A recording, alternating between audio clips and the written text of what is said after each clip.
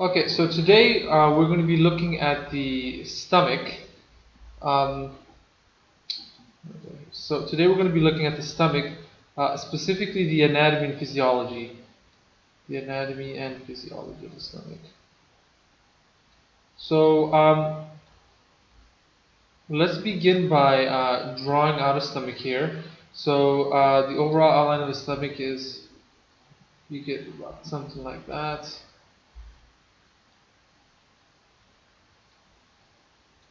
So let's go ahead and start labeling some regions of the stomach. Right here, right below the esophagus, we have the cardia region. Here, above here, this is going to be the fundus. Then, kind of towards the bottom, we split it even further. This is going to be the corpus, and this would be the antrum here. Next, what we're going to try to focus on now is going to be the blood supply. So when it comes to the blood supply, obviously it comes from the abdominal aorta that's coming back here, and then we have the celiac trunk. Now, as you know, the celiac trunk has three vessels that comes off of this. So here's the celiac trunk.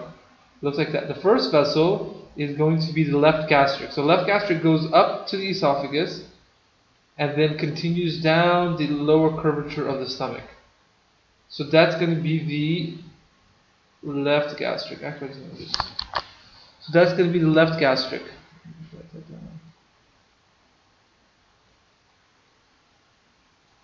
Okay, the second branch of the celiac trunk is going to be the splenic artery. So the splenic artery goes behind the stomach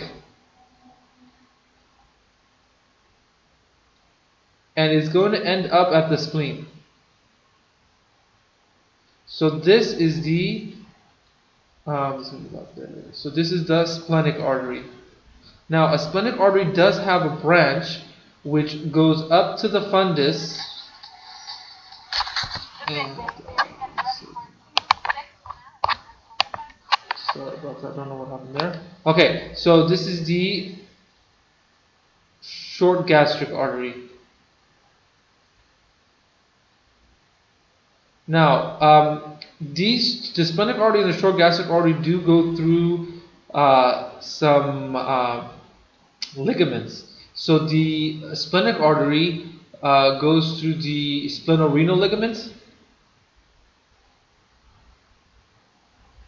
while the short gastric artery goes through the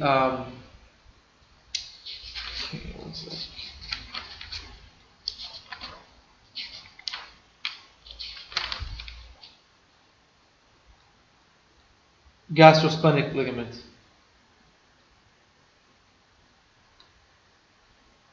So this is also going to be within, you kind of just draw it out like that, within a ligament.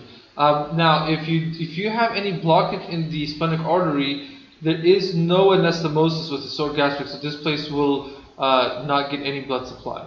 After that, we have the common hepatic artery, the hepatic artery. It's going to branch off into the hepatic proper. So this is the hepatic proper, which obviously goes to the liver and the gallbladder. It has a branch that goes down, and it's called the gastroduodenal artery. So this is the gastroduodenal artery. So it makes sense because it's going to be going right between the. Oh, sorry, it's going to split up, right? So it's going to go right between the stomach and the duodenum, and it's going to go up into the splenic. Okay, the branch is going to be called the gastroepiploic artery, and if the gastroepiploic artery goes through the whole large curvature, and over here this is the right gastric epiploic, and of course this is going to be the left gastric epiploic. And the branch here is going to be the superior pancreatico-duodenal artery. Now, this is important. This is important because, of course, it's going to primarily work at the pancreas, but it's important because if I extend the aorta here, out of here comes the superior mesenteric artery, and as the superior mesenteric artery goes down, it gives off the inferior pancreaticoduodenal, so inferior pancreaticoduodenal, and this is important to link here because it obviously links the celiac trunk with the superior mesenteric artery. And so what that means is if there's ever a blockage here, you'll get collateral blood flow up the superior mesenteric artery through the inferior pancreaticoduodenal into the superior pancreaticoduodenal into the gastroduodenal, and that's how you'll get blood flow to the stomach and the rest and the spleen and everything else. So this is an important anastomosis that occurs.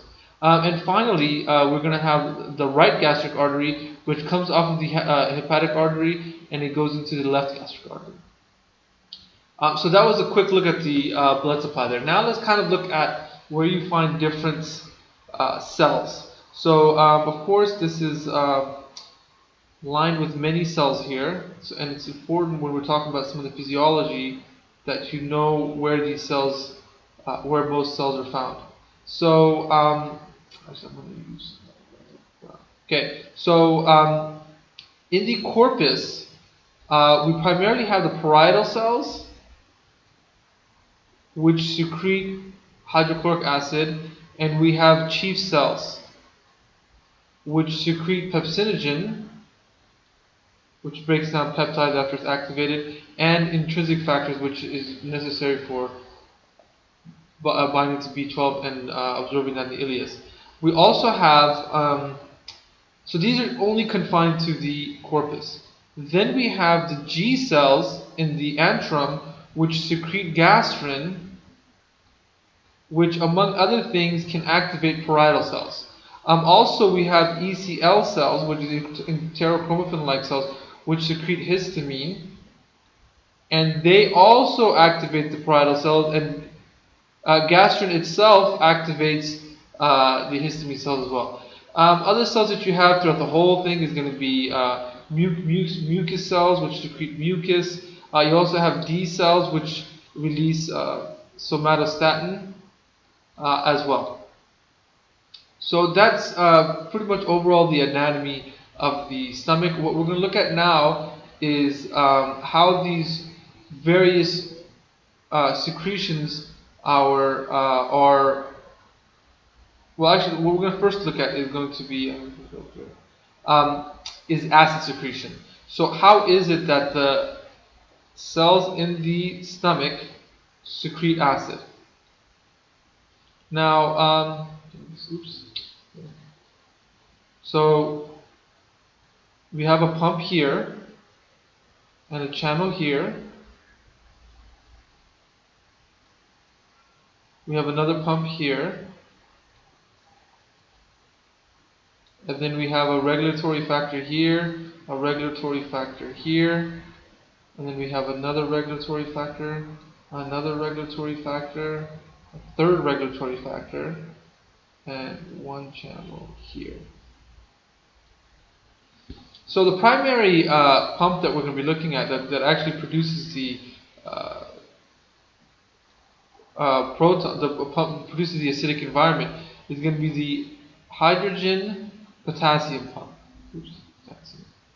So it pumps one proton and out for every potassium that it pumps in. Now, the proton that is made here is produced by carbonic acid.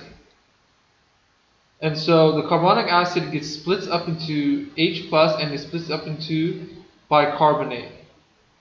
And this gets pumped out into the blood in exchange for a chlorine atom. And so this in the blood creates something called the alkaline tide, where the blood is going to be slightly alkaline in this location. Then the chlorine will go out through the chlorine channel and bind with the and stabilize the proton. So that's going to be overall how you're producing your acidity in the stomach. Now, there's going to be some regulatory factors. The positive regulatory factors is going to be three cell receptors here. One is going to be the M3, The other one's going to be cholecystokinin B, and the final one is going to be H2. Now, M3 is activated by acetylcholine via the vagus. Cholecystokinin B is going to be activated by gastrin, which comes from G cells, and H2 is going to be activated by histamine. The M3 and the cholecystokinin B, they both have the same mechanism. They're going to activate GS, which is going to increase IP3 and calcium, which is going to have a positive effect on proton release.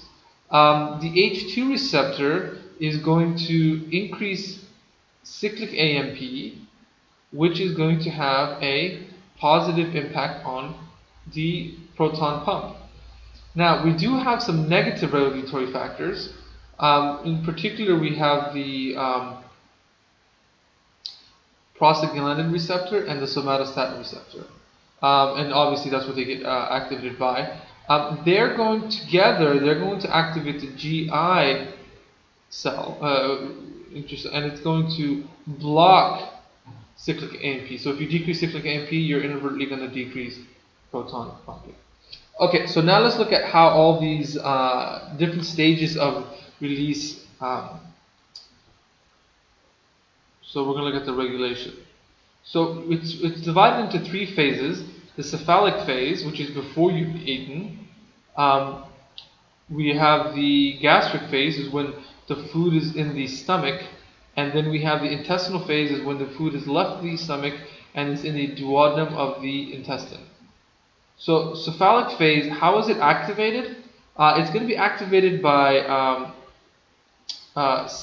sight, smell, and even taste. So there's no actual food, or even just thinking about it.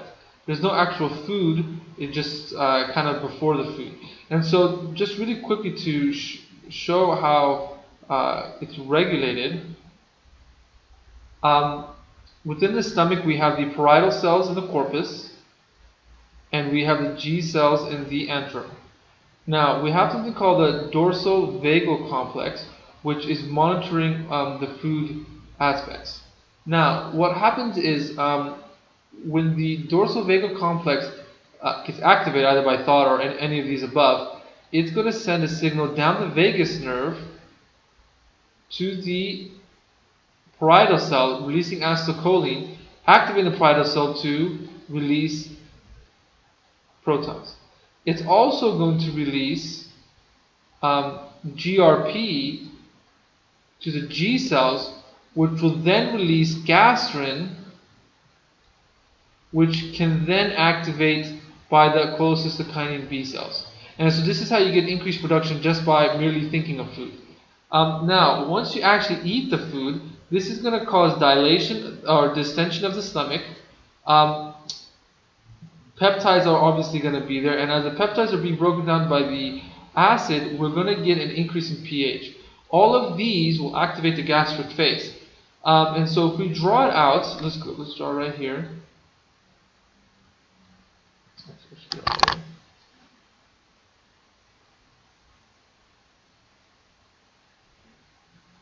So we have the dorsal vagal complex here. We're going to have the parietal cells in the corpus. We're going to have G cells in the antrum, and we're also going to have the enterochromaffin-like cells in the antrum as well. Now, the first thing that's going to happen is you get distension of the stomach, and there's receptors in the stomach which are detecting distension. Once this distension is detected, it will send a signal up to the dorsal vagal complex, and it will also send a signal directly to the parietal cells via the acetylcholine, causing the parietal cell to release protons and increase the acidity. Once you have the signal here, the dorsal vagal complex will then release a signal as well to the parietal cell by acetylcholine, and again increase this even further. At the same time, just as before, is going to release GRP to the G cell, which is then going to release gastrin, which will activate the parietal cell. The gastrin can also activate the enterochromaffin cell to release histamine, and this will activate the parietal cell as well. Also, the actual peptides and amino acids in the stomach activate the gastric cell as well. So you can see there's kind of redundancy in activation. You have the distension here, dorsal vagal complex activating the parietal cells and the gastric. Then the gastrin is itself activating it, but it's also being activated by the histamine as well. So a lot of activation. Now in the intestinal phase, this is when the food has gotten into the intestine. So here we have duodenal distension. Acid in the duodenum, and even the presence of actual food. This can all activate. Now initially, we have two types of phases. You have the initial phase, and for in the initial phase, we're actually going to have an increase in gastrin. And so this is going to obviously, and this gastrin is actually in the duodenum. So duodenum has G cells as well. Now, if we take a look at the duodenum, so the duodenum kind of looks like that.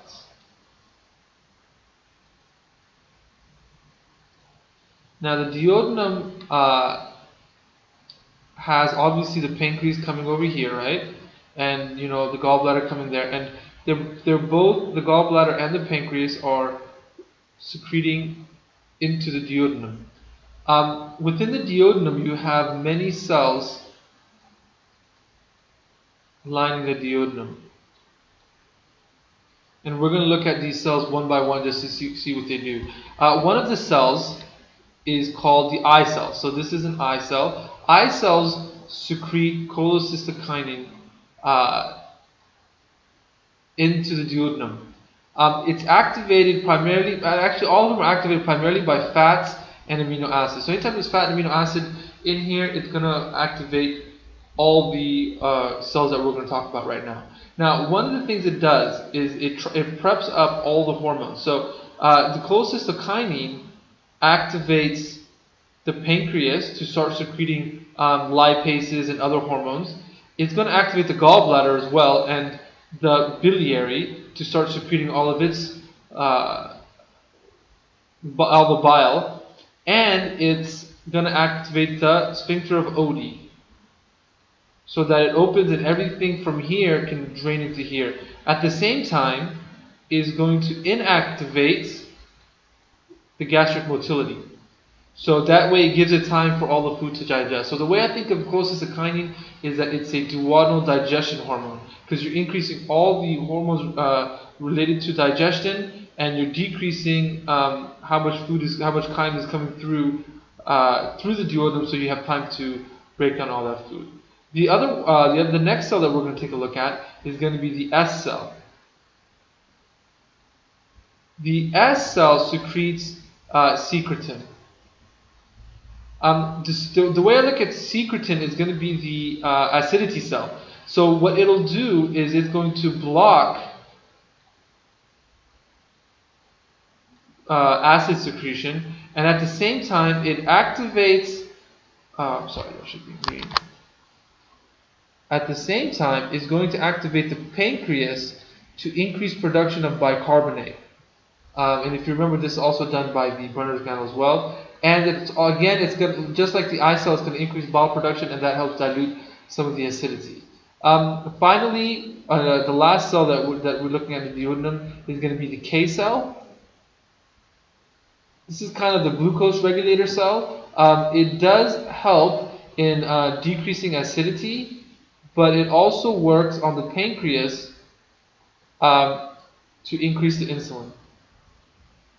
So, I mean, we primarily have three functions of the pancreas: making the digestive enzymes, making bicarbonate, and the obviously endocrine function. And if you notice, each cell activates a different part of that function of the pancreas. So, the eye cell, the CCK, activating digestive enzymes, the secretin activating the bicarbonate, and the I didn't mention the cell here. K cells release GIP, gastric inhibitory peptide, and that of course is activating the endocrine function of the stomach.